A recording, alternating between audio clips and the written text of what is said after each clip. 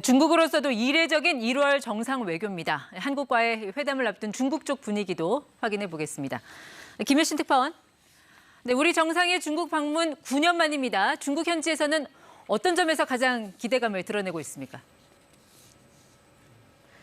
네, 중국에서는 새해 첫 국빈으로 이재명 대통령이 방문했다는 것만으로도 큰 의미를 두고 있습니다. 그동안 중국은 새해 첫 국빈으로 러시아 등 우호국 정상들을 초청했는데 이례적으로 이번엔 한국 대통령이 방문한 만큼 양국 관계 개선의 신호탄으로 여기고 있는데요. 중국 관영신화통신은 이 대통령의 방중이 어느 때보다 중요한 시점에 이루어진다며 양국의 미래를 향한 더 명확한 방향을 설정할 기회라고 의미를 부여했습니다. 중국 황파이 신문은 이재명 대통령이 200여 명의 경제사절단을 대동했다는 사실도 크게 보도했는데요.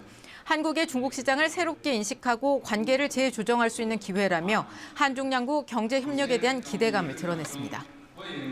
중국 최대 포털인 바이두와 SNS 웨이보에서도 이 대통령의 방중 소식이 한때 실시간 검색어 1위에 오를 정도로 중국 일반 국민들의 관심도도 높습니다.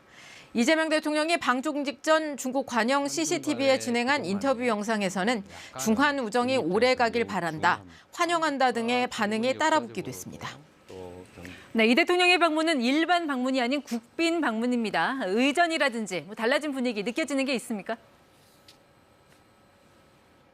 네, 과거 10년 사이 우리 정상의 방중 때에는 중국의 차관급이나 차관복급 인사가 영접한 것에 비해 이번에는 장관급인 인허준 중국 과학기술부장이 영접했습니다. 중국에서 의전의 격을 높였고 거기에 과학기술수장을 내보내 한국과의 과학기술 협력 의지를 내비쳤다는 분석이 나오고 있습니다. 가장 최근에 중국을 방문한 외국 정상으로는 지난달 프랑스 마크롱 대통령이 있었는데요.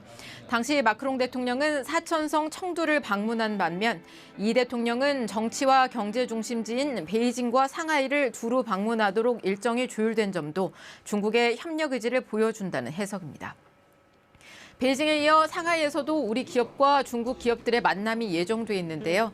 경제와 산업, 기후 분야에서 교류 확대를 위한 양해각서 10여 건의 서명실도 이루어져 실질적인 협력에 물꼬를 틀 것이라는 기대감이 높습니다.